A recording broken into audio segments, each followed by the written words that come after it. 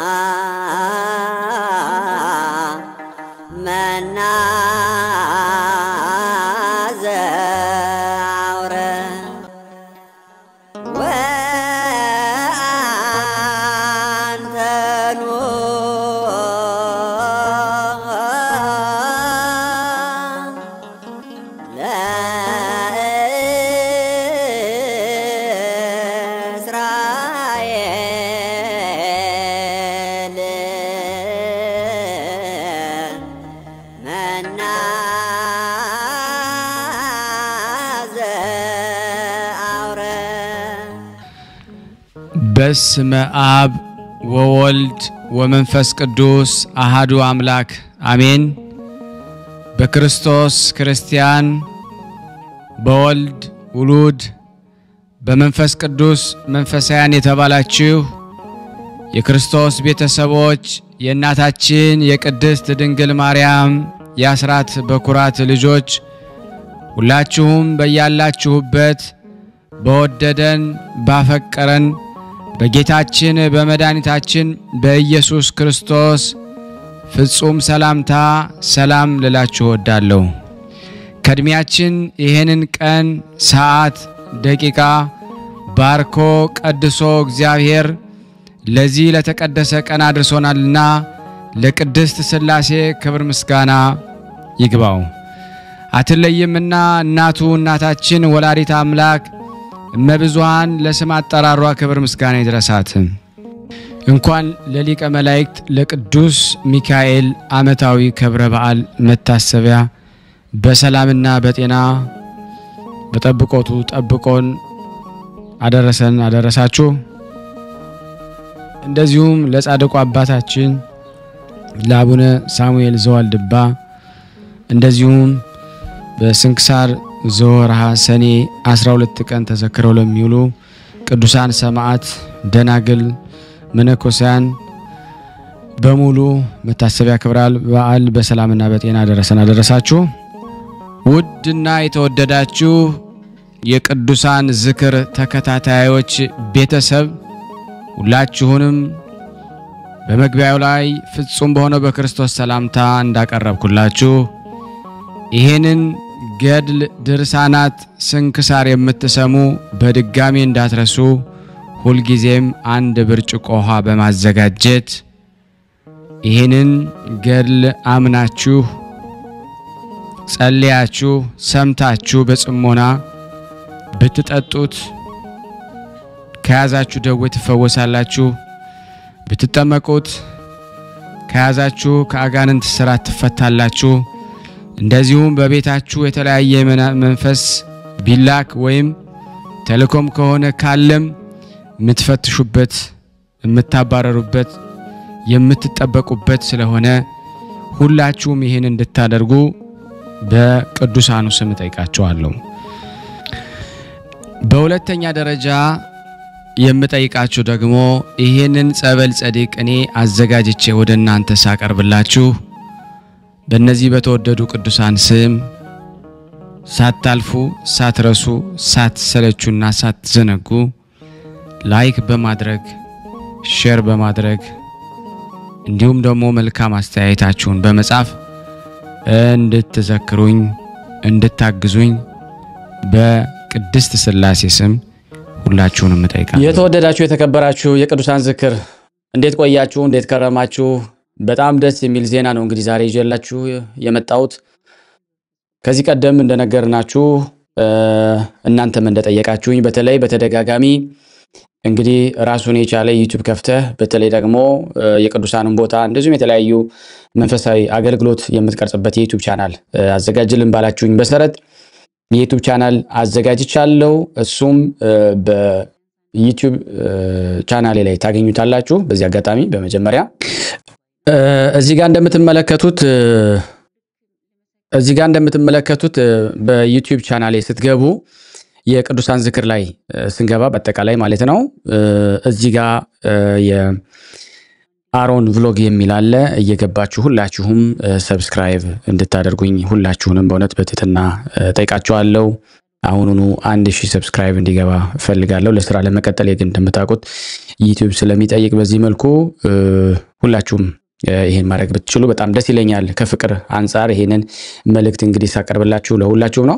ባጭሩ ደግሞ ከከበዳችሁ እንደዚህ አሁን እንደምታዩት አሮን ቭሎግ ብላችሁ እንደዚህ ብትጽፉ ይመጣላችኋል ማለት ነው። እስካሁን የሰራሁት ያው አንድ ቪዲዮ ነው። በቀጣይነት ሰራለሁ። አሮን ቭሎግ ብላችሁ ታገኙታላችሁ። እንግዲህ የዚህን አገልግሎት እንግዲህ ሰብስክራይብ እያደረጋችሁ ሁላችሁም አገልግሎቴን ሁሌም እንደምትደግፉት እንድትደግፉኝ እጠይቃችኋለሁ። የተወደዳችሁ የተከበራችሁ የክርስቶስ ቤተሰቦች በቅርብ ቀን እንግዲህ ወደ አገልግሎት ገብተን የምንፈልገውን ያክል አገልግሎት ለሁሉም ሰው እንድናደርስ ይሄንን ዩቲዩብ ቻናሌን ሰብስክራይብ፣ ሼር እና ላይክ እያደረጋችሁ አድርሱልን። ሁሌም እንደማመሰግናችሁ ታውቃላችሁ። አሁንም ደግሜ የማመሰግነው እንግዲህ የዩቲዩብ ቻናላችን የቅዱሳን ዝክር 120 ሺህ ደርሰናል። ወደ 200 ሺህ ለማድረስ ሁላችንም እንግዲህ እንጥራለን። ሼር ስለምታረጉ እናመሰግናለን። ብዙዎቻችሁ ቤተሰብ ናችሁ ግን ስለምትረሱ ይመስለኛል ሰብስክራይብ አላደረጋችሁም። ሰብስክራይብ ማድረጋችሁን አትርሱ። ላይክ ማድረጋችሁንም እንደዚሁም ደግሞ ለሌሎች ምዕመናን እኛ የተጠቀምንበትን ያክል ሌሎች እንዲጠቀሙ ማድረጉ እንዳትረሱ ሁላችሁንም አሳስባለሁ። የሥላሴ ረድኤት በረከት በሁላችን ላይ ይደር። አመሰግናለሁ። በስመ አብ ወወልድ ወመንፈስ ቅዱስ አሐዱ አምላክ አሜን። በስመ አብ ወወልድ ወመንፈስ ቅዱስ አሐዱ አምላክ አሜን። በስመ አብ ወወልድ ወመንፈስ ቅዱስ አሐዱ አምላክ አሜን። ሰላም የማህበረ ቅዱሳን እንዴት ናችሁ? ሰላማችሁ ብዝት ይበልኝ። ዛሬ የምስክርነት ይዤ የመጣሁት በጣም ትልቅ ምስክርነት ነው። እግዚአብሔር አምላክ ያደረገው እመቤቴ ቅድስት ድንግል ማርያም ያደረገችው ትልቅ ምስክርነት ነው ዛሬ የመጣሁላችሁ። እኔ ያለሁት ስደት ሀገር ነው። እዚህ የምኖርበትኝ የማውቀው ሰው ነበረ። ለ15 ዓመት እግሩ በጣም ነው የሚያመው። እንደፈለገ ስጋ ምናምን ነገር መብላት አይችልም ነበር። ለ15 ዓመትም መድኃኒት ይውጥ ነበረ። በጣም ያመው ነበረ። ሲነሳበት በጣም ነበር የሚያመው። መንቀሳቀስም አይችልም ነበር። አንድ እግሩ ነው። ከዛ በኋላ ይሄ የማህበረ ቅዱሳን ጸሎት ተሰማለሁኝና ከፍቼ ሁሌ ሃይላንድ ወንድማችን እንደሚለው ሃይላንዱን አድርጌ አዳምጪ ጨርስ ከተመቸኝ አዳምጣለሁ ካልተመቸኝ ብቻ ጸበል ጣጣለሁ። ከዛ እንደዚህ ያመኛል ምናምን ሲለኝ ለምን ይሄንን የማህበረ ቅዱሳን አልሰጠውም ነገርኩት። ለሱም እንደዚህ የኛ የጸሎት እንትን ነው ከፈለክ እግርህ ላይ እንትን መታጠብ ትችላለህ ምናምን ብዬ ሳፋ ላይ አድርጌ ሰጠሁትኝ። ከዛ በኋላ ጀምሮ ብዙ ጊዜ ያው ጸበል ሰጠዋለሁ ይጠጣል ምናምን ነገር። አሁን እግዚአብሔር ይመስገን ከዛ በሽታው ደህና ሆኗል። ክብሩ ይስፋ ለመድኃኔዓለም። ለቅዱስ ሚካኤልም ተስዬ ነበር 5 ሻማ ያው አበራለሁ ስለቴን አቀርባለሁ። ግን ደግሞ ምስክርነትም ሰጣለሁ ስላልኩኝ ስለቴ ስለደረሰ እግዚአብሔር አምላክ ለኔ የሰማ ለእናንተ የሚድረስላችሁ። በጣም ይቅርታ ለንግግሬ እና በጣም ድንቅ ስራ ነው። አስቡት የኛ እምነትም አይደለም ከኛ እምነት ውጭ ነው። ግን 15 ዓመት የሚያመውን ቅዱስ ሚካኤል ፈወሰው። እግዚአብሔር የተመሰገነ ይሁን እና ለልብላችሁ እግዚአብሔር አምላክን እናመስግኑልኝ። ቅዱስ ሚካኤል ለኔ የሰማኝ ለእናንተ ለሁላችሁ ለማህበረ ቅዱሳን ይስማችሁ። ምስክርነት ሰጣለሁ ምናምንልና ያው ከዚህ በፊትም ሪካርድ ያደረኩትኝ ስላልደረሰ በቃ እንትን እላለሁ። መጀመሪያ ያንን የላኩትኝ መደመጥ አለበት። ከዛ በኋላ ሌላ ልካለው ብዬ ነበር። ግን ደግሞ ምስክርነት አሁን መስጠት ስላለብኝ እንዳረሳው ለዛ ነው። እግዚአብሔር አምላክ ይሄንን ድንቅ ስራ አድርጎልኛል። አሁንም ጸሎት አድርጉልኝ። አንዲት እዚህ ስደት ሀገር የማውቃት እህት አለች። እሷም ትንሽ ህመም ላይ ናት። ደህና እንድትሆን እንድትፈወስ በጸሎታችሁ አስቧት። አመሰግናለሁ። ብርሃነ ሥላሴ የአገልግሎት ዘመንን ያርዝምልን። ፈጣሪ ጠብቀህ ልጆችህ ጋር አመሰግናለሁ። ቃለ ሕይወት ያሰማልን፣ ቃለ ሕይወት ያሰማልን፣ መንግስተ ሰማያት ያወርስልን። ይህ መልአክ አሁንም ደግሞ ደጋግሞ ይጎብኝሽ። ሁላችንም አንቺን የጎበኘ ሊቀ መላእክ የመላእክት አለቃ ቅዱስ ሚካኤል እኔንም እኛንም ሁላችንም ይጎብኘን። በርቺ፣ አይዞሽ።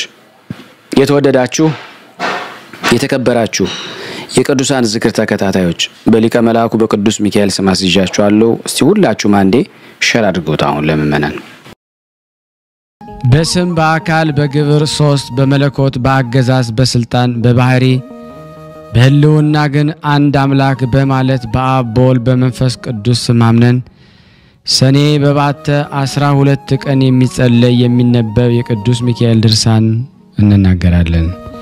የመላእኩ ልመናው ረድኤቱ ከኔና ከናንተ ከሁላችን ከህዝበ ክርስቲያን ላይ ጸንቶ በእውነት ለዘላለሙ ይኑር አሜን። ያላሰተ ይህ ድርሳን ቅዱስ ሚካኤል እጅግ አድርጎ የሚወደው የአብያተ ክርስቲያናት ሁሉ ተቀዳሚ በኩር የሚሆን የአክሱም ጳጳስ ዮሐንስ የደረሰው ነው።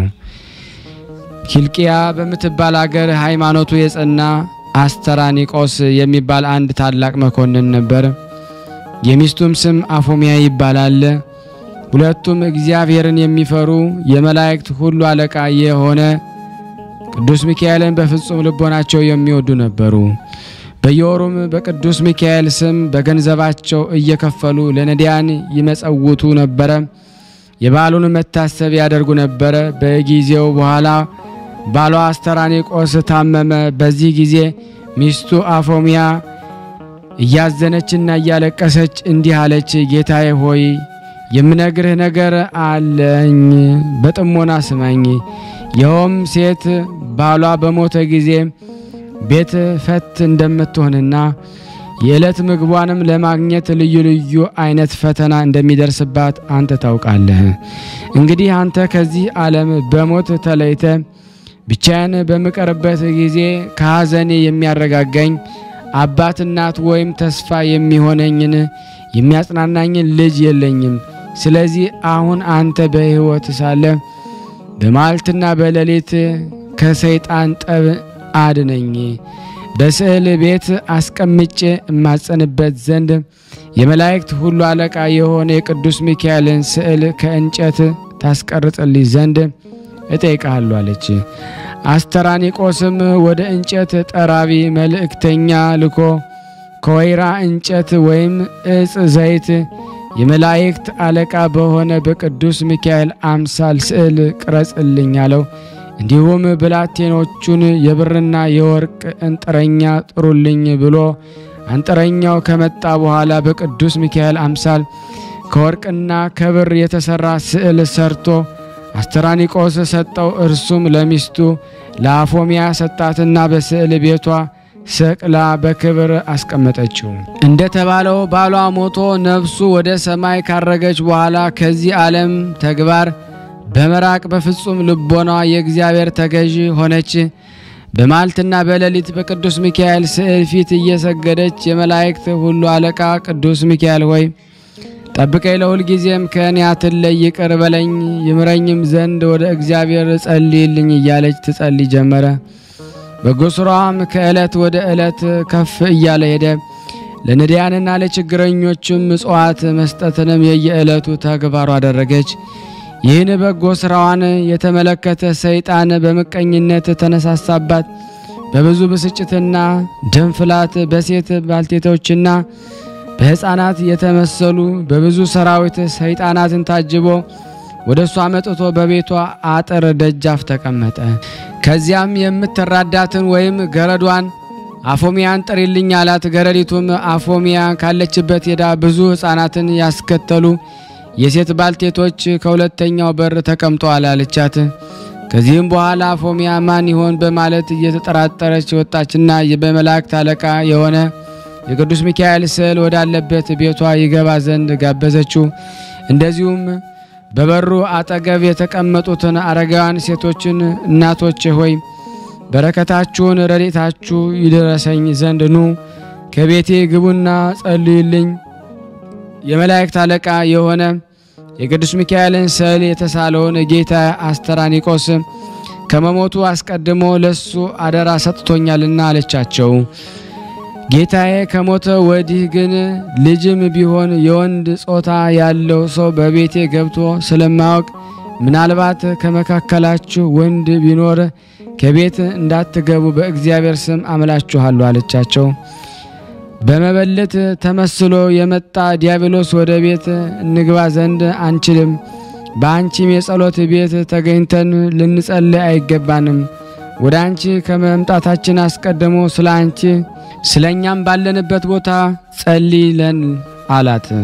ነገር ግን እኔ የምነግርሽን የማትሰሚ ከሆነ ይህ ሁሉ ጾምሽና ጸሎትሽ ምን ይጠቅምሻል? በጾምና በጸሎትሽ ብዛት የተነሳ ካለ እድሜሽ ትሞቻለሽ። ስለ ስንቱስ ችግረኛና ድሃ ነው ገንዘብሽንም የምትበትኙ። ይህም አደራጎት ከመሞትሽ በፊት ከድህነት ላይ ስለሚመጣልሽ የሚቀርብሽ ስንኳ አታገኝም።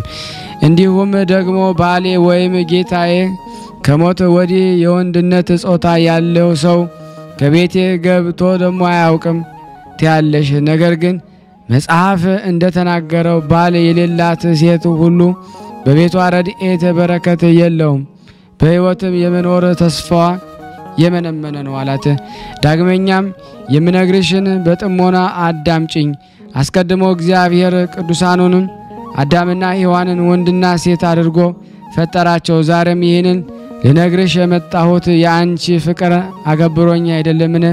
እህቴ ሆይ አንቺ ከዚህ ዓለም በሞት በተለየሽ ጊዜ የሚቀርብሽና ገንዘብሽን የሚወርስ እንዲሁም ስምሽን የሚያስጠራና መታሰቢያሽን የሚያደርግ ልጅ ሳይኖርሽ በዚህ አይነት እንዴት ለመኖር ትችያለሽ? እነሆ አኖሪዎስ የተባለ ሰው ጠላቶቹ ምክንያቱም ደግሞ ሊገለብጡና ሊቆሙት በተነሱበት ጊዜ በዚያን ዘመን ሚስቱ ስለመሞቷ አውቃለሁ። ዛሬም እነሆ እሱ ሚስት ሊያደርግሽ ይፈልጋል። አፎሚያ ሆይ እንደኔ ሐሳብ ቢሆን እሱን ብታገቢ መልካም ነው። ምክንያቱም ብዙ ወርቅና የብር ጥሎሽ ጥሎ አንቺን እንዲያገባ ከሱም ጋራ በመንግስቱ ሁሉ ንግስት ሁነሽ እንድትኖሪ ወደ አንቺ ልኮኛልና አላት። አፎሚያም ለዲያብሎስ እንዲህ ስትል መለሰችለት፣ አባቴ ሆይ የጫንከው ቆብ መልካም ነበር፣ ነገር ግን አነጋገር መልካም አይደለም፣ እጅግ የከፋና የሚያስቆጣ ነው። አትጾሙ፣ አትጸልዩ፣ ለነዳያን ለምስኪንና ምጽዋት አትስጡ፣ አባት እናት ለሌላቸው ድሃ አደግ ልጆች እርዳታ አታድርጉ ብሎ የተናገረው የትኛው መጽሐፍ ነው?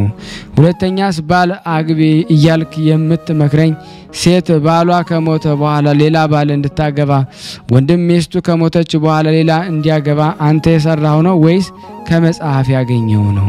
ከቶ በዚህ ሁሉ ነገር ልታስተኝ ትሞክራለህን?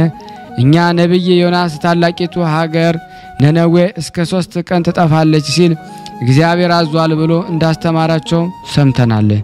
የነነዌ ንጉስ ይህንን ሰምቶ ህዝቡን ንስሐ እንዲገቡ፣ ጾም እንዲጾሙ፣ ጸሎት እንዲያደርጉ፣ ምህላ እንዲይዙ ባዘዘ ጊዜ ህዝቡም እንደ ትእዛዙ ስለፈጸሙ እግዚአብሔር ህዝቡን ይቅር አለ። ነነዌም ከጥፋት ዳነች። ሐዋርያው ጳውሎስም በየጊዜው ንስሐ ግቡ፣ ጾሙ፣ ጸልዩ እያለ አስተምሯልና እንዲሁም ደግሞ ጌታችን አምላካችን ኢየሱስ ክርስቶስ አንድ ባለጸጋ መጥቶ መምህር ሆይ ምን ሰርቼ መንግስተ ሰማያትን ልውረስ እችላለሁ ብሎ ቢጠይቀው ሂደህ ያለን ሀብት ሽጥና ለድሃ ስጥ፣ ይህንን ካደረክ በኋላ መጥተህ ተከተለኝ እንዳለው በቅዱስ ወንጌል ተነግሯልና። ታዲያ እንዴት አንተ ሌላ ባለ አግቢ ብለህ ትመክረኛለህ? እኔ ግን የማውቀውን ልንገር። እርግብ ባሏ ከሞተ በኋላ ከሌሎች አይዋፍ ጋራ አትገናኝም። በጥፍሯም ምላሷን ትሰነጥቃለች። ሌላ ወፍ እንኳ ሊቀርባት ቢፈልግ በታላቅ ጩኸት ጓደኞቿን ጠርታ ሁሉም ተራድተው ይገድሉታል። የለምን? ስለምን አንተ ሁለት ባለ አግቢ ትለኛለህ? ይህ ሥራ የአረማውያን እንጂ የክርስቲያኖች ሕግ አይደለም። አንተ እርኩስ ጠላቶቹ መንግስቱን ለመቀማት ሀገሩን ለመውረር እርሱንም ሊገድሉ የተነሱበትን አኖሪዎስን ይህን አይነት አድማ ይሰራ እኔ አስቀድሞ አውቀዋለሁ። አሁንም የመላእክት ሁሉ አለቃ የሆነ የቅዱስ ሚካኤልን ስዕል ትሳለሞ ዘንድ አመጣልሃለሁ ብላ ወደ ስዕል ቤቱ ፈጥና ገባችና የሚካኤልን ስዕል አሳየችው። ያም ሰይጣን የቅዱስ ሚካኤልን ስዕል ባየ ጊዜ እንዳሞራ ክንፍ አውጥቶ ከሰራዊቱ ጋር በረረ። ነገር ግን መለስ ብሎ አፎምያ ሆይ አስተሽ ዘንድ መጥቼ ነበር፣ አንቺ ግን ድል ነሳሽኝ፣ ከወጥመዴም አመለጥሽኝ። ቢሆን በቤትሽ ውስጥ ባለው በወርቅና በብር የተለበጠ በቅዱስ ሚካኤል የእንጨት ስዕል አትመኪ። በዓሉ የሚከበርበት እስከ ሰኔ 12 ቀን ድረስ እንዳንቺ ነገር በላይሽ ላይ የማመጣ መሆኔን እንድታውቂ ሲል አስፈራራት። በዚያን ጊዜ በእግዚአብሔር ዙፋን ፊት ለመስገድና እንዲሁም ለሰው ልጆች ስለ ወንዞች ውሃ ይቅርታን ይለምን ዘንድ ስለሚሄድ ወደ አንቺ ሊመጣ አይችልም። በዚያን ጊዜ በቤትሽ ውስጥ ያለውን ስዕል ከገጽ ምድር አጠፋዋለሁ፣ እስኪ ሚካኤል የሚያደርግኝን አያለሁ አለ።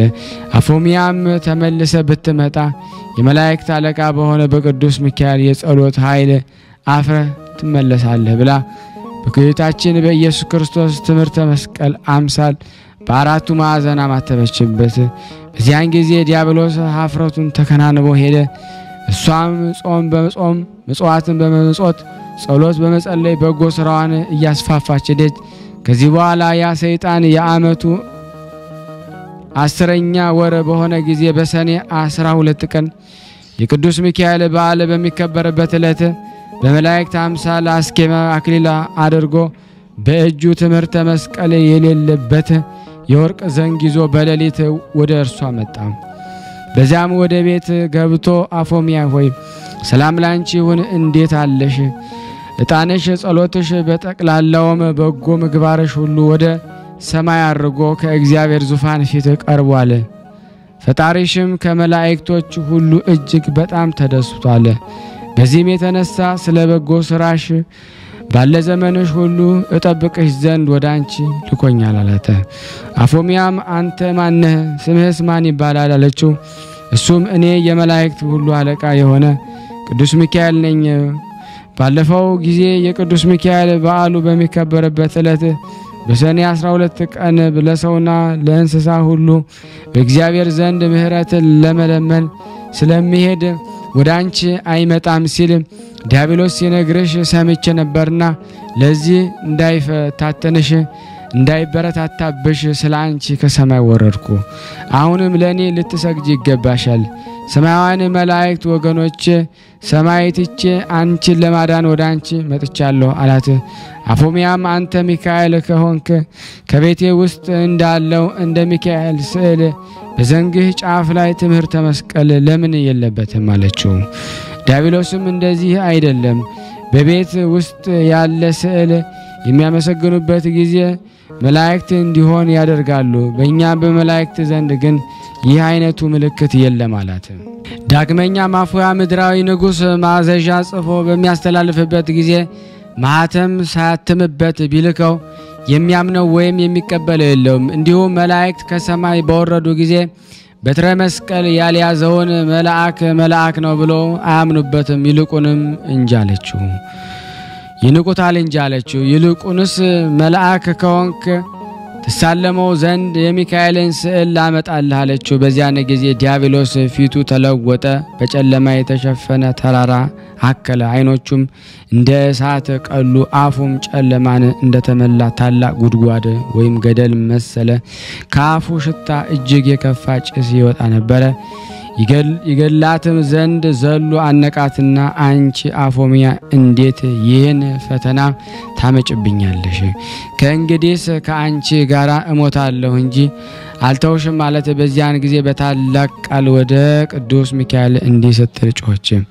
አቤቱ የመላእክት ሁሉ አለቃ የሆን ቅዱስ ሚካኤል ሆይ ፈጥነ ድረስና ከእኔና ከአዳም ልጆች ሁሉ ጠላት አድነኝ አለችው። የመላእክት አለቃ ቅዱስ ሚካኤል ያድናት ዘንድ ብርሃን ለብሶ ብርሃን ተጎናጽፎ ከሰማይ ወረደ። ብርሃኑም በቤቱ ሁሉ መላ። ከዚያም ዲያብሎስን በያዘው በትረ መስቀል በመታው ጊዜ በመሬት ላይ ዘረጋው። ዲያብሎስም ቅዱስ ሚካኤልን እግዚአብሔር የሰጠኝ ዘመኔ ሳይፈጸም እንዳታጠፋኝ በእግዚአብሔር ስም አመልሃለሁ አለ።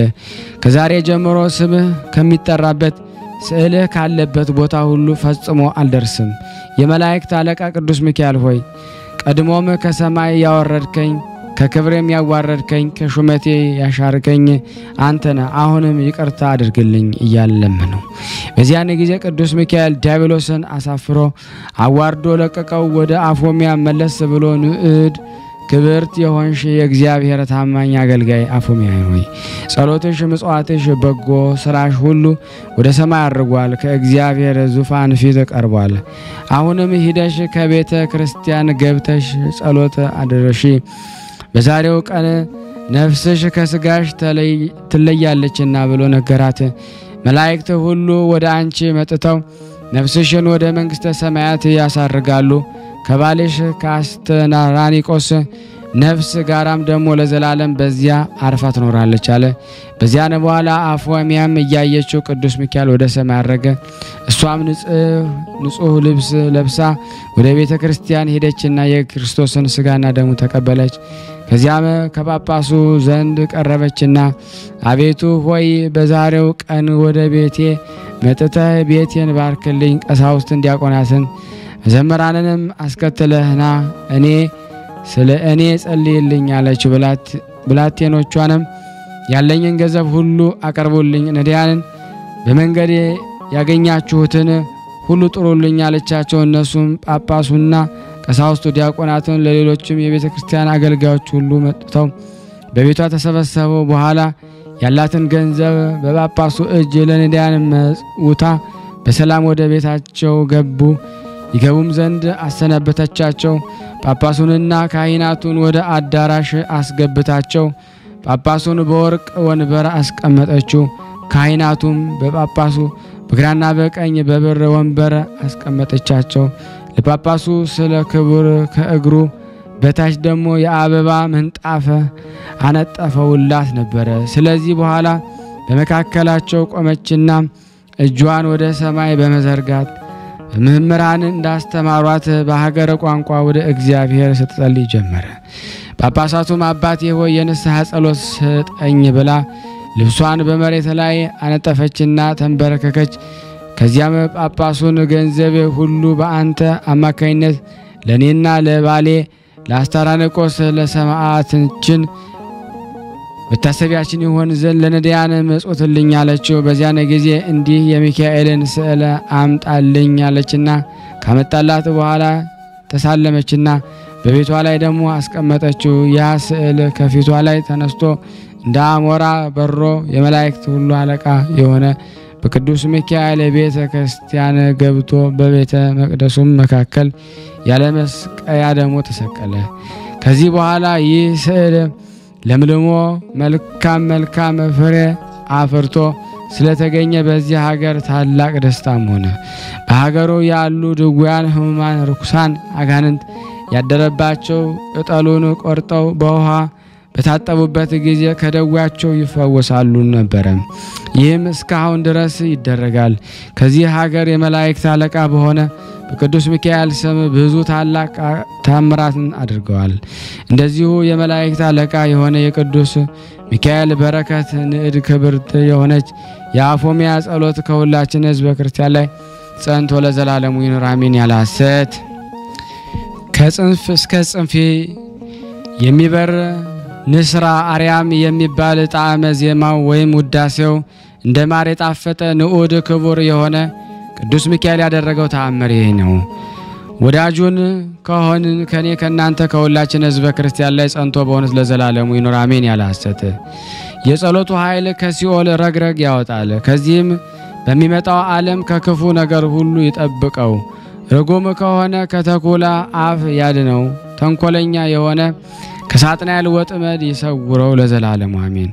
ቆጵሮስ የምትባል ደሴት እግዚአብሔርን የሚፈራ የመላእክት አለቃ በሆነ በቅዱስ ሚካኤል ጸሎት የሚተማመነው አንድ ክርስቲያናዊ ሰው ነበር። ከዕለታት በአንድ ቀን ክቡር በሆነ በቅዱስ ሚካኤል ስም ቤተ ክርስቲያን መስራት ይገባኛል ሲል በልቡ አሰበና ፈጽሞ የምታምር ቤተ ክርስቲያን ሰራ። ሰርቶም ከጨረሰ በኋላ በልዩ ልዩ ጌጥ አስጌጣት።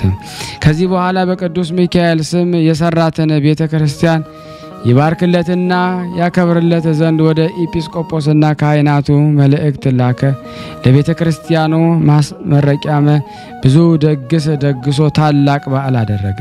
ከዚህም ካህናቱ፣ ዲያቆናቱ፣ ምእመናን ሁሉ የቅዱስ ሚካኤል ቤተ ክርስቲያን የሚከበርበት ቀን በቤተ ክርስቲያን ተሰብስበው ከቆሙ በኋላ ኤጲስቆጶሱ እንደ ሕጉ የቅዳሴ ጸሎት ጀመረ።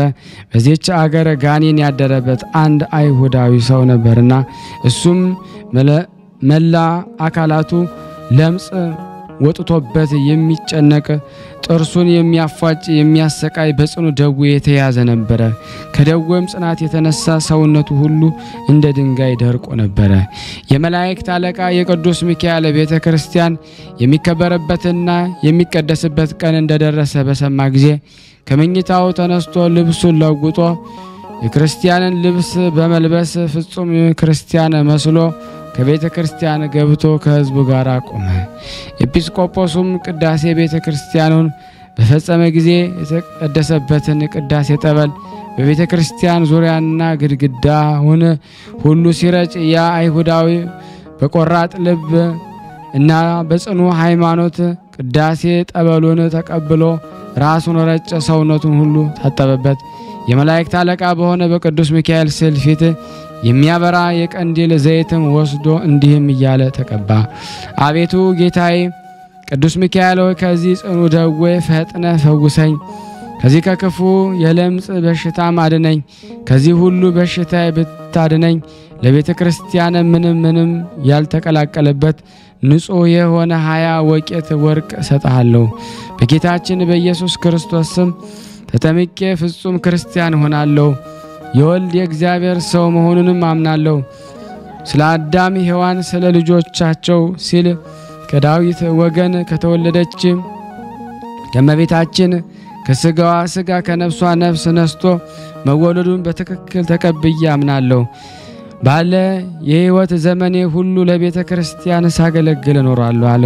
ይህንን ከተናገረ በኋላ እንቅልፍ አለውና በዚያች ሌሊት በዚያው በቅዱስ ሚካኤል ቤተ ክርስቲያን ውስጥ ተኝቶ አደረ። ከእንቅልፉም በነቃ ጊዜ ሰውነቱ ሁሉ በሙሉ ጤንነት ላይ ሆኖ ከለምጹ ተፈውሶ ከበሽታውም ድኖ አገኘው። ከዚህ በኋላ በታላቅ ደስታ እግዚአብሔርንና ቅዱስ ሚካኤልን እያመሰገነ ወደ ቤቱ ገባ። ያም አስቀድሞ የሚያስጨንቀው የነበረ ጋኔን ከሱ ተለይቶ ወጣ። በሰውነቱ ላይ ይታይ የነበረ ለምጹም ጠፋ። ፈጽሞ ከሰውነቱ ላይ አንዳችም የበሽታ አይነት የቀረ አልነበረም። ፍጹም ጤነኛ ሆነ።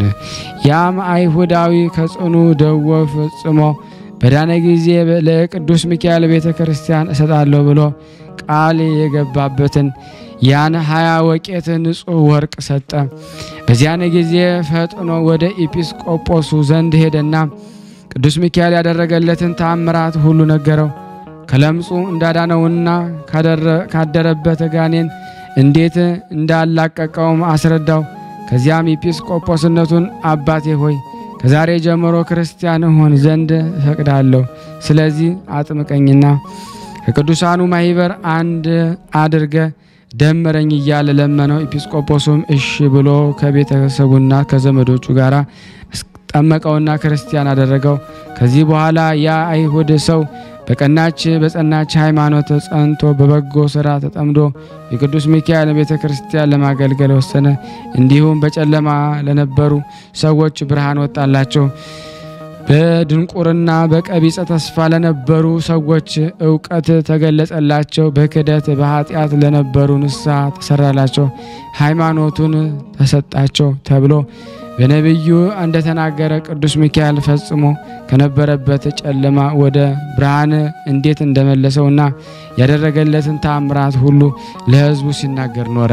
እንግዲህ ይህ አይሁዳዊ ከሚያሰቃየው ጋኔን ከሚያስጨንቀው ሕመም ኃጢአት ድኖ አዳኝ የሆነ የክርስቶስ ብርሃን እንደበራለትና ይቅርታን የቸርነትን መልእክተኛ የሆነ በቅዱስ ሚካኤል ጸሎት ልመና ከአረማውያን ወደ አማናዊነት እንደመለሰው አይነ ልቦናውን አብርቶ የሥላሴን አንድነት ሶስትነት ለማወቅ እንዳስቻለው የወንጌል ልጆች የሆንን እኛንም በስዕለቱ በአማላጅነቱ አይለየን፣ በከንቱ እንዳንጠፋ ከሰይጣን ወጥመድ ያድነን፣ ከሰራዊቱ ሁሉ ጋራ በቸርነቱ ይመግበን።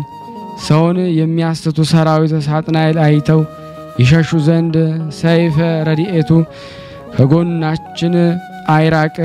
ቅሚያን የተመሉ ወላዲያን ሐሰት ሐሳውያን መሲሖችም ከሆኑ ጥልቀቱ ከማይገኝ ከተንኮላቸው ባሕር እንዳንሰጥም ይጠብቀን። ከወጥመዳቸው እንዳንገባ በከንፈረ ረድኤቱ ይሰውረን።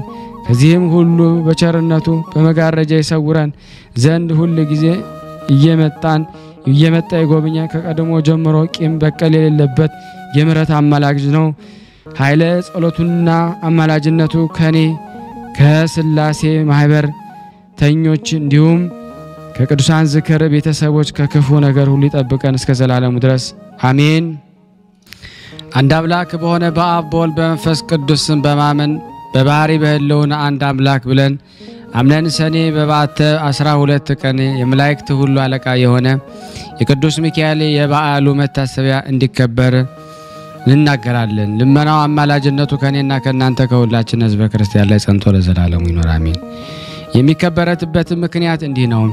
እስክንድሪያ በምትባል አገር አካሉ በጥራ የተባለች የግብጽ ንጉስ ልጅ ዙሃል በሚባል ኮከብ ስም ያሰራችው ታላቅ ቤተ ጣዖት ወይም አዳራሽ ነበርና በየዓመቱ ሰኔ በባተ በየ12 ቀን ህዝቡ ተሰብስቦ ታላቅ በዓል ያደርጉ ነበር።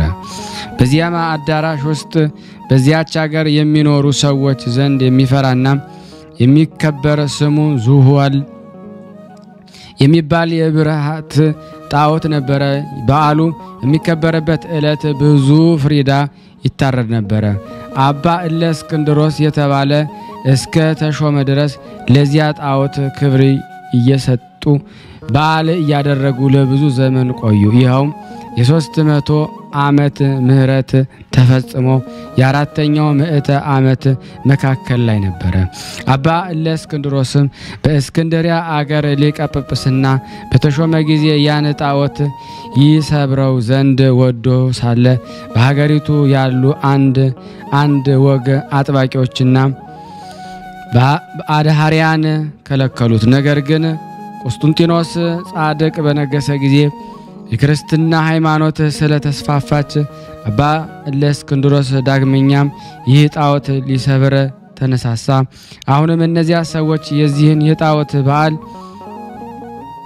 ስናከብር ብዙ ጊዜ ልምድ አለንና አትስበረው ሲሉ ከለከሉት።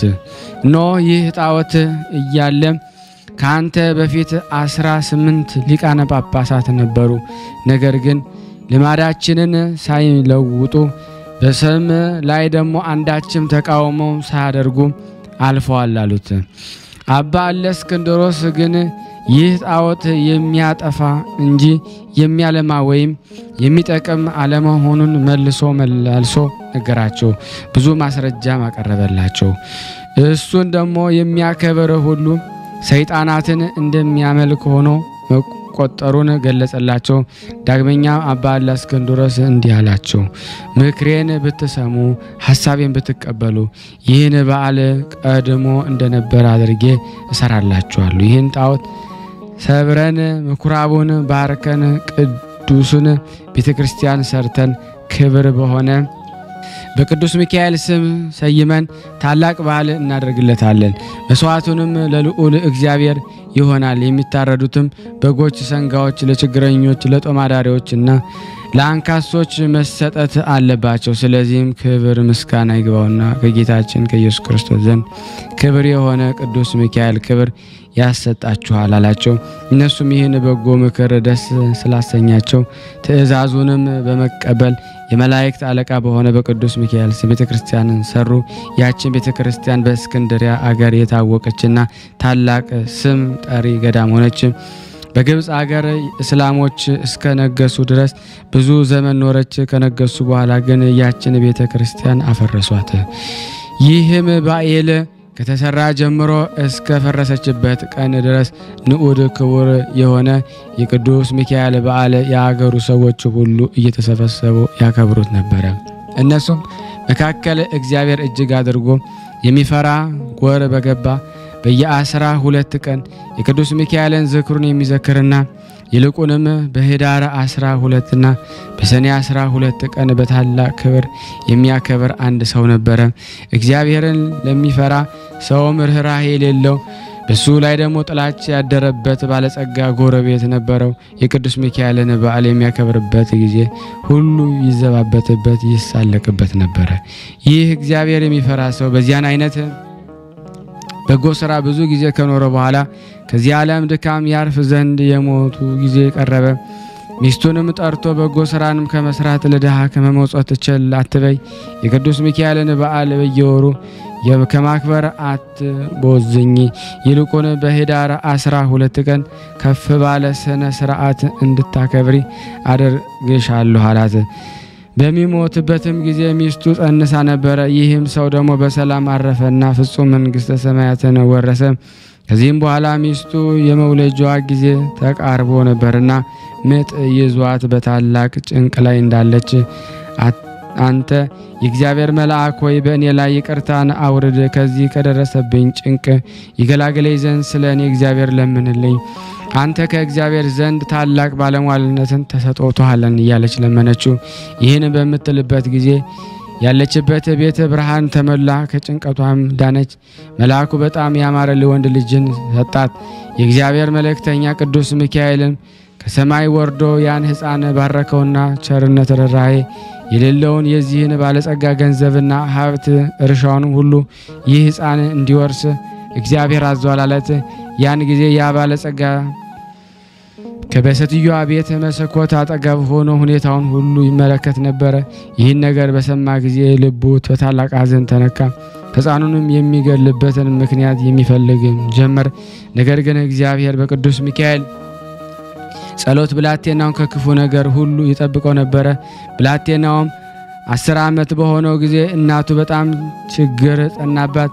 በዚያን ጊዜ እምነት የጎደለው ያ ባለጸጋ አንቺ ችግረኛ ስለሆንሽ ይላከኝ ያገለግለኝ ዘንድ ልጅሽ ሰጨኝና ምግቡንና ልብሱን ምንም ሳላጎድል ሰምከባከብ ያኖረዋለሁ፣ ለአንቺም 20 ወቄት ወርቅን ሰጥሻለሁ አላት።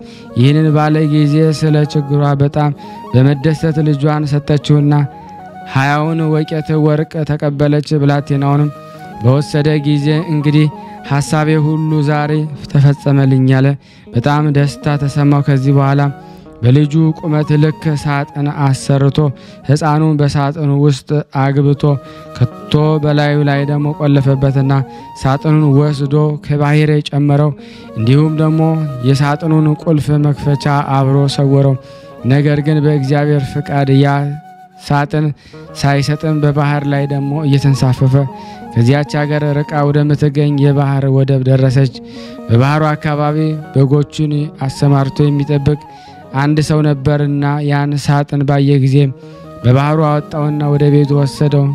ቤቱን በደረሰ ጊዜ ይህን ሳጥን በምን እከፍተዋለሁ እያለ ሲያወጣ ሲያወርድ ተመልሶ ወደ ባህሩ ሄደ።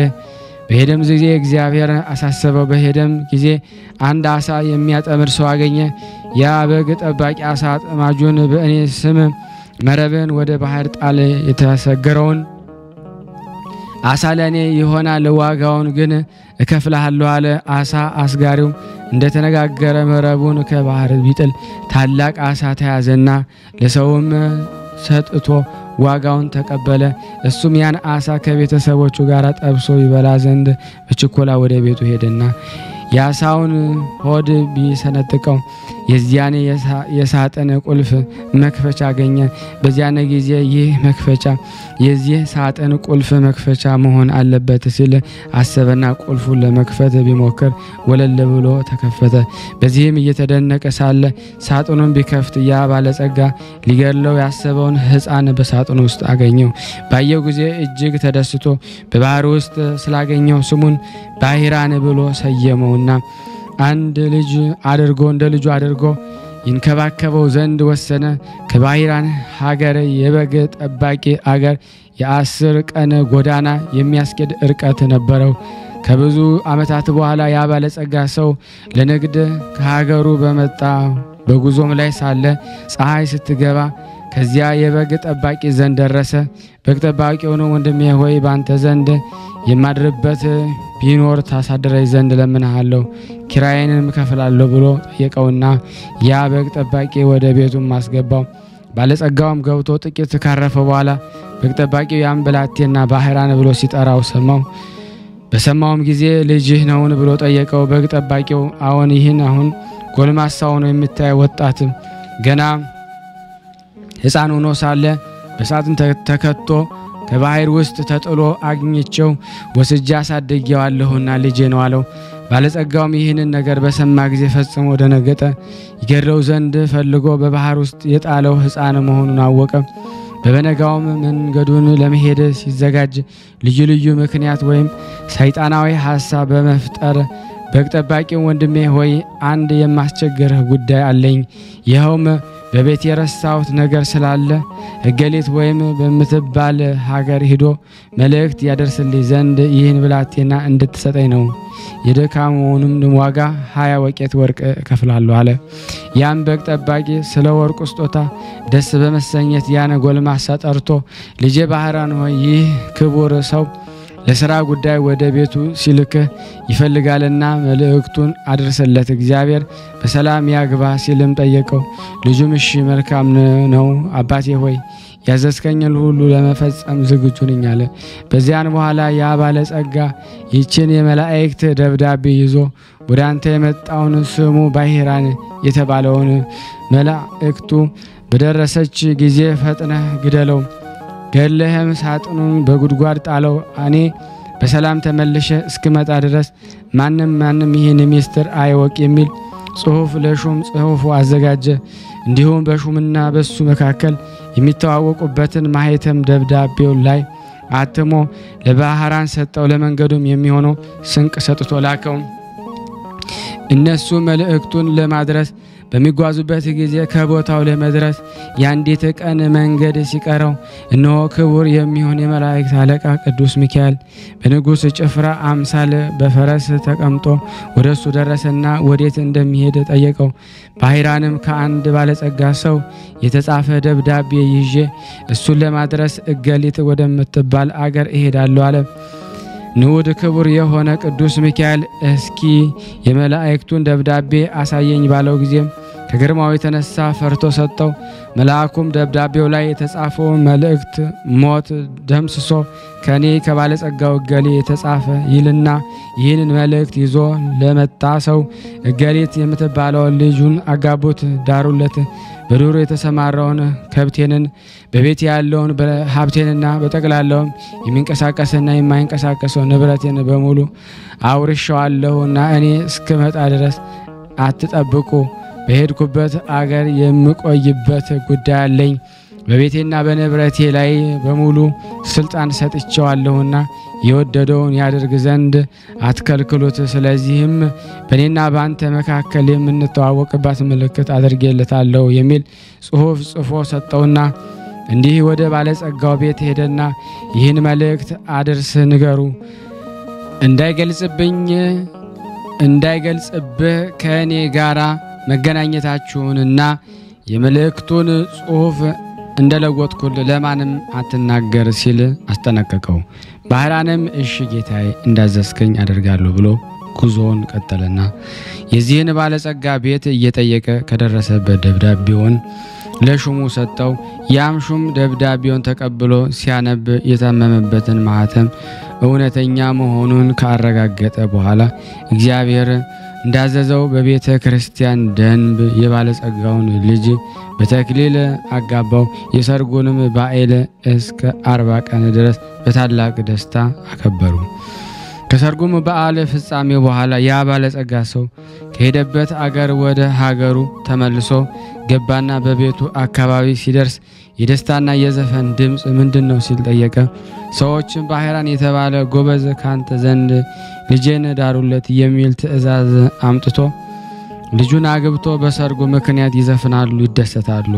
እነሆ እየበሉና እየጠጡ በቀንና በሌሊት እየዘፈኑ ሲደሰቱ 40 ቀን ሆኗቸዋል። በመልእክትህም እንዳዘዝከው ገንዘብህን የወንድና የሴት ባሮችህን በጠቅላላው የሚንቀሳቀስና የማይንቀሳቀስ ንብረትህን ሁሉ በሙሉ አስረክበውታል አሉት።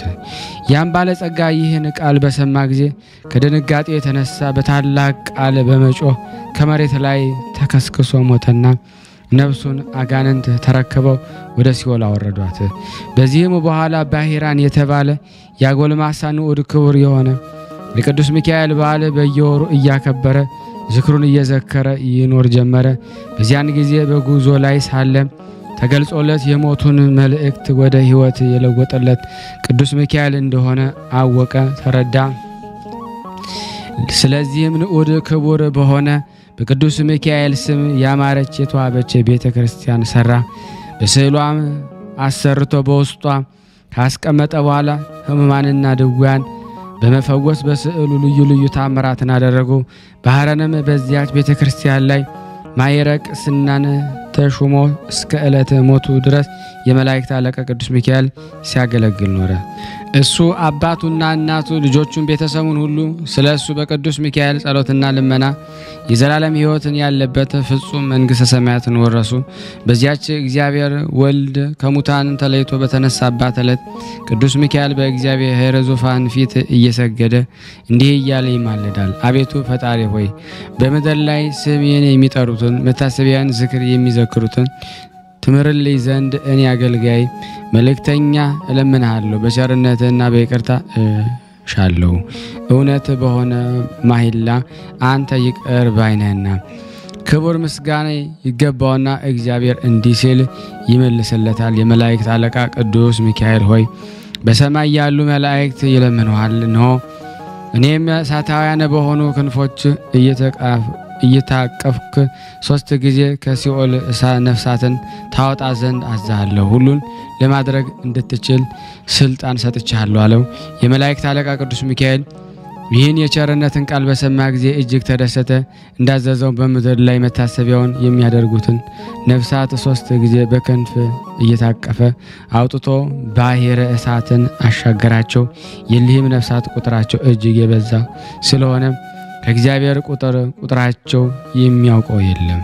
ወንድሞቼ ሆይ እንግዲህ ንዑድ ክቡር የሆነ የቅዱስ ሚካኤልን በዓል በሚቻል መጠን ከማክበር አንቆጠብ። ክብር ምስጋና ይግባውና በጌታችን በቅዱስ ወንጌል እንደተናገረ ቀዝቃዛ ውሃ እንኳን ለጠማው የሚያጠጣ ሁሉ ዋጋውን አያጣምና። አሁንም የእግዚአብሔር ቸርነት እንለምን።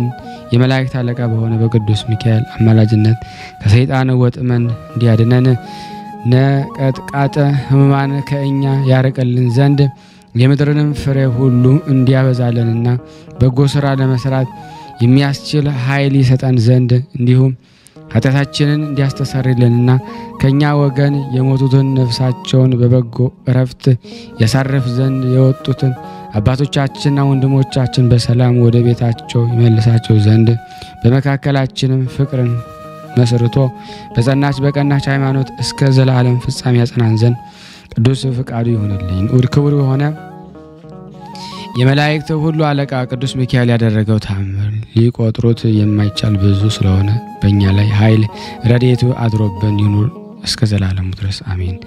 በአብ በወልድ በመንፈስ ቅዱስ ስም አምነን በባህሪ በህልውና አንድ አምላክ ብለን ክቡር ምስጋና ይግባውና በዛሬው ዕለት እግዚአብሔር ቅዱስ ሚካኤል በወገኖቹ በመላእክት ሁሉ ላይ ከክብሩና ከገናንነቱ ጋር እንደሾመው እንናገራለን። ንዑድ ክቡር በሆነ የመላእክት አለቃ በቅዱስ ሚካኤል ተአምራቱ ብዙ ነውና ስለዚህም የቤተ ክርስቲያን ሊቃውንት የቅዱስ ሚካኤልን በዓል በየወሩ 12 ቀን እናክብር ዘንድ አዘውናል። ጸሎቱ በረከቱ በእኔና በእናንተ በሁላችን በሕዝበ ክርስቲያን ላይ ጸንቶ ለዘላለሙ ይኖር አሜን። በቸርነቱ ላይ ለሰው ታዛዥ ለሆነና በይቅርታ ባይነቱ ለታወቀው መልአክ በቅዱስ ሚካኤል ሰላም እንላለን። አስቀድሞ የእግዚአብሔር ወደ ሰማይ ማድረግ በዚህ መልአክ የመለኮት ድምጽ መነፋት እንደሆነ ዳግመኛም በሚመጣው ጊዜ እንዲሁም ይሆናል። ዳግመኛ በዛሬው ዕለት ንዑድ ክብርት በምትሆን አፎሚያ የእረፍቷ ቀን እንደሆነ እንነግራለን። በበጎ ምግባሯ ቀንቶ ልዩ ልዩ ተንኮል ለማሳት በተነሳሳባት ጊዜ በዛሬው ቀን እንደ ቀጠራት ዲያብሎስን ድል ለነሳችው ቅድስት አፎሚያ ሰላምታ ይገባል። የቅዱስ ሚካኤል ስዕል የተሳለመች ከዚህ ዓለም ድካም የዘላለም እረፍት ወዳለበት በክብር አርፋለችና እግዚአብሔር ፍጹም ልመናው ወዳጁ ከሆነው ከኔ ከናንተ ከሁላችን ሕዝበ ክርስቲያን ላይ ጸንቶ በእውነት ለዘላለሙ ይኑር አሜን ያለ ሐሰት።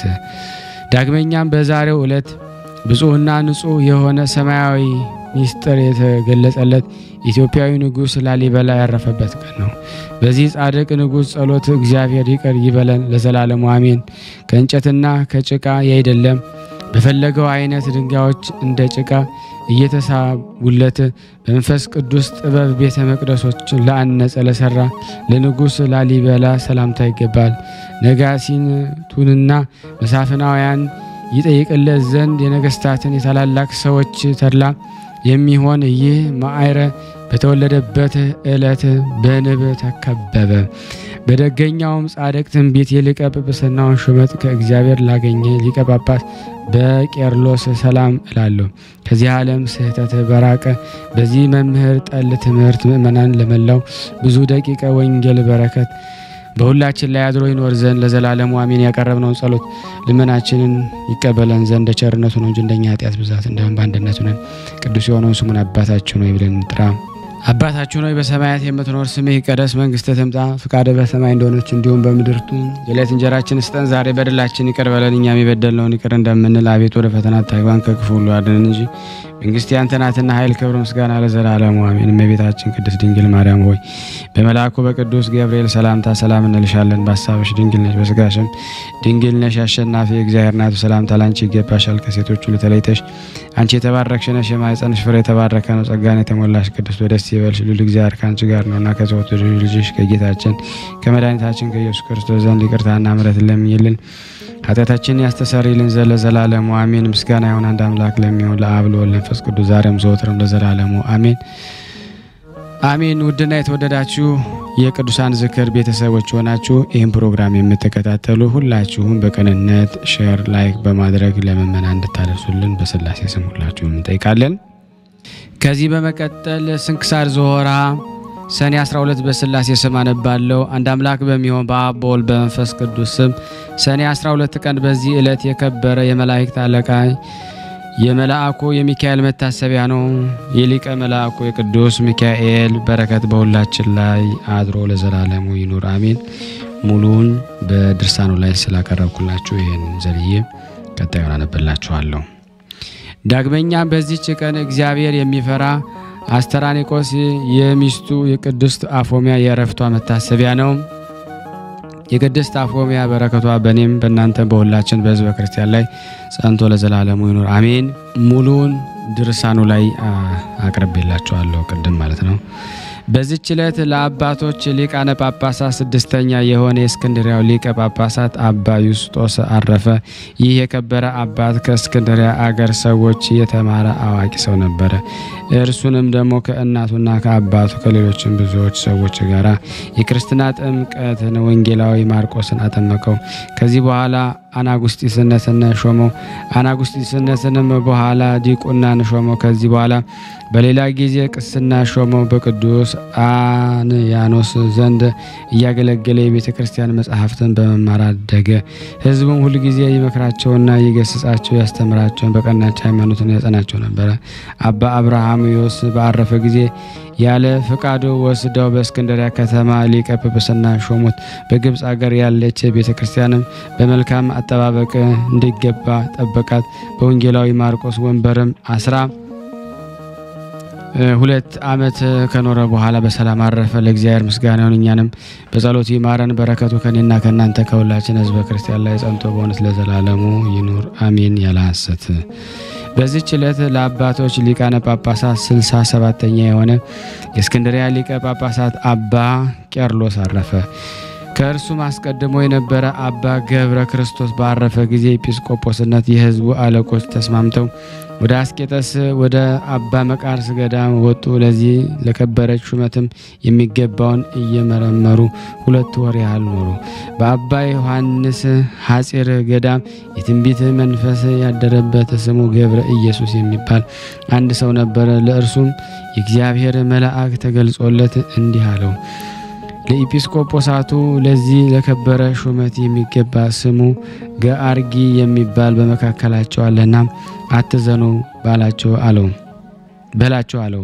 ያም ጊዜም ደግሞ ቅዱስ ገብረ ኢየሱስ ይህን ነገር ነገራቸው። ከዚህ በኋላ ይህን አባት ይዘው ያለ ፈቃዱ በወንጌላዊ ማርቆስ መንበር ላይም ሊቀ ጵጵስና ሾሙት። እርሱም እጅግ አዋቂ ነበረ። በሹመቱ ዘመን ቤተ ክርስቲያንን ደስ አሰኙት። ኤጲስቆጶስነትን፣ ቀሳውስትን፣ ዲያቆናትን ሾመ። ብዙዎች አብያተ ክርስቲያናትንም አደሰ። ከዚህ በኋላ ለኢትዮጵያ ሀገር አንድ ጳጳስ ሾመ። በእውቀቱና በደግነቱ እጅግ ደስ ተሰኙበት። ብዙዎች ከክፉ ስራ ወደ በጎ ስራ መልሷቸዋልና እግዚአብሔርን የሚፈሩ ሆነዋልና በበጎ ስራም ጸንተዋልና። ለንጉስ እንዲህም ለመኳንንቶችም ብዙ ሚስቶች ነበሯቸውና እርሱ ስለ አስተማራቸውና ስለ ገሰጻቸው ሚስቶቻቸውን አሰናብተው እንደ ሕጉ በየአንዳንዲት ሴት ጸኑ።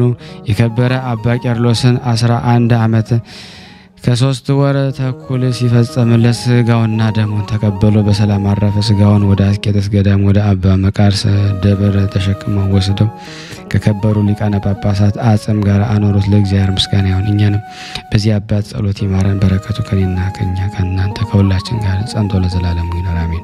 ዳግመኛ በዚች ላይ የተባረከና የተመሰገነ ሰማያት ያለ ሚስጥር ያየ የኢትዮጵያዊ ንጉስ የላሊበላ የዕረፍት መታሰቢያው ነው።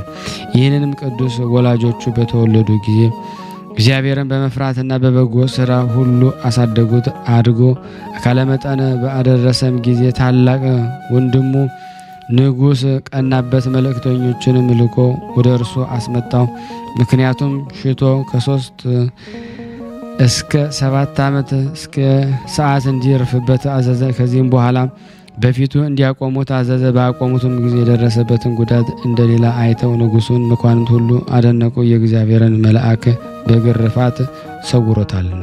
ከዚህ በኋላ ወንድሙ ንጉስ በአንተ ላይ ስላደረኩት ክፉ ስራ ወንድሜ ሆይ ይቅር በለኝ ብሎ ለመነው። እርሱ በእርሳቸውም ታረቁ።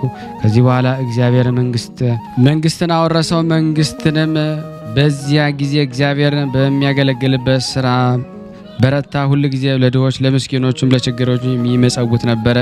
ክብር ይግባውና በጌታችን በፍቅሩን ጸናበት። ባየ ጊዜ እግዚአብሔር መልአክ ተገለጠለት። ወደ እርሱም ወደ ሰማያት አወጣው። 10 አብያተ ክርስቲያናትን እንዴት እንደሚሰራቸው አሳየው። እርሱም ስራቸውን የየራሳቸው የሆነ ልዩ ልዩ ተመልሶ መንፈስ ቅዱስ እንዲያራቀቀው በአስደናቂ ጥበብ አነጻቸው። እሊህንም አብያተ ክርስቲያናትን አንጾ በፈጸመ ጊዜ ደግሞ መንግስቱን ደግሞ ለወንድሙ ልጅ አወረሰ። ከዚህ በኋላ ክብር ይግባውና ጌታችን ኢየሱስ ክርስቶስ ብርሃን ሰረገላ ተቀምጦ የሚያስፈራ መብረቅን የተጎናጸፈ አእላፍ ሰራዊቶቹን ዙሪያውን ሆነው ወደ እርሱ መጥቶ እንዲህ አለው፣ ወዳጄ ላሊበላ ሆይ ሰላም ይሁንልህ። እኔ በሚታይበት ቃሌ እነግርሃለሁ። ማደሪያ በክብር ሁሉ ደግሞ ከከበሩ ደግሞ 12 ሐዋርያቶች ጋር ይሁን። ጸሎትንና በቃል ኪዳን ለሚታመን እምነቱ እንደ ጴጥሮስና ጳውሎስ ደም መፍሰስ ይሆንበታል። ወደ ቤተ መቅደስም የሄደ ኢየሩሳሌም ወዳለው ቤተ መቅደስ እንደሄደ ይሆንለታል። መቃብርም የተሳለመ የሥጋዬን መቃብር እንደተሳለመ ይሆንለታል። በየዓመታቱ ወሮች ሁሉ ደግሞ የተራቡትን እያጠገበ የተጠሙትን እያጠጣ መታሰቢያን የሚያደርግ እኔ የተሰወረ መናን አገባለሁ፣ የሕይወትን ጽዋንም አጠጣዋለሁ። መታሰቢያን ቀንም ዕጣን ወይም ስንዴን የሚገባውን እኔ በኢየሩሳሌም ሰማያዊት በውስጠኛው መጋረጃ አስቀምጬ ከተቆረሰው ሥጋዬ አቆርባለሁ። በአማላጅነትም እየታመነ የገድልህን የቃል ኪዳንህን መጽሐፍ የሚጽፈውን ያንተ ስም በተጻፈበት ቦታ እኔ ስሙን እጽፍለታለሁ። በፍጹም ልቡ የሚታመን ይህን የሚታበል ቃል የተናገርኩ የሕያው እግዚአብሔር ልጅ እኔ ኢየሱስ ነኝ አለው። ላሊበላም ይህን ቃል ኪዳን ስለ አጸናለት ክብር ይግባውና ጌታችን እያመሰገነ በምድር ላይ ወድቆ ሰገደ። ጌታችን ሰላምታ ሰጥቶ በክብርና በምስጋና ወደ ሰማይ አረገ። ከዚህ በኋላ ጥቂት ሕመምም ታሞ በሰላም አረፈ። ነፍሱንም የብርሃን መላእክት ተቀበለው የዘላለም ሕይወት ማደሪያ ወደ ሆነ ማረፊያው አስገቡት። ለእግዚአብሔር ምስጋና ይሁን። እኛንም በጸሎቱ ይማረን። በረከቱ ከኔና ከናንተ ከሁላችን ሕዝበ ክርስቲያን ላይ ጸንቶ በእውነት ለዘላለሙ ይኑር አሜን። ያቀረብነው ጸሎት ልመናችን እግዚአብሔር ይቀበልን እንደ ቸርነቱ ነው እንጂ እንደኛ ኃጢአት ብዛት በአንድነት ሆነን ቅዱስ የሆነውን ስሙን አባታችን ሆይ እንበል። አባታችን ሆይ በሰማያት የምትኖር ስምህ ይቀደስ፣ መንግስትህ ትምጣ፣ ፈቃድህ በሰማይ እንደሆነች እንዲሁም በምድር ትሁን። የዕለት እንጀራችንን ስጠን ዛሬ፣ በደላችንን ይቅር በለን እኛም የበደልነውን ይቅር እንደምንል። አቤቱ ወደ ፈተና አታግባን ከክፉ ሁሉ አድነን እንጂ መንግስት ያንተ ናትና ኃይል፣ ክብር፣ ምስጋና ለዘላለሙ አሜን። እመቤታችን ቅድስት ድንግል ማርያም ሆይ በመልአኩ በቅዱስ ገብርኤል ሰላምታ ሰላም እንልሻለን። በሐሳብሽ ድንግል ነሽ፣ በሥጋሽም ድንግል ነሽ። የአሸናፊ እግዚአብሔር እናት ሰላምታ ላንቺ ይገባሻል። ሴቶች ሁሉ ተለይተሽ አንቺ የተባረክሽ ነሽ፣ የማኅፀንሽ ፍሬ የተባረከ ነው። ጸጋን የተሞላሽ ቅድስት ደስ ይበልሽ፣ ልዑል እግዚአብሔር ካንቺ ጋር ነውና ከተወደደው ልጅ ከጌታችን ከመድኃኒታችን ከኢየሱስ ክርስቶስ ዘንድ ይቅርታና ምሕረት ለምኝልን ኃጢአታችንን ያስተሰርይልን ዘንድ ለዘላለሙ አሜን። ምስጋና ይሁን አንድ አምላክ ለሚሆን ለአብ ለወልድ ለመንፈስ ቅዱስ ዛሬም ዘወትርም ለዘላለሙ አሜን። አነሳስቶ ላስጀመረን አስጀምሮ ላስፈጸመን ለልዑል እግዚአብሔር ክብር ምስጋና ይድረሰው። ስናነብ የጎደለውን የነጠፈውን በአፈ መላእክት እግዚአብሔር ይሙላልን እንደ ቸርነቱ ነው እንጂ እንደኛ ኃጢአት ብዛት አይሁን። ሁላችንም በያለንበት ይጠብቀን ዘንድ